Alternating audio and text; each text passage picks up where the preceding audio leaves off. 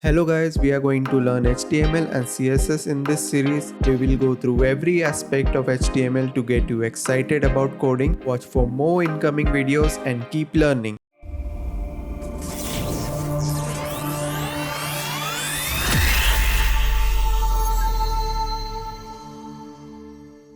So what is HTML? HTML stands for Hypertext Markup Language, used to describe the structure of a web page. Elements usually have opening and closing tags that surround and give meaning to content.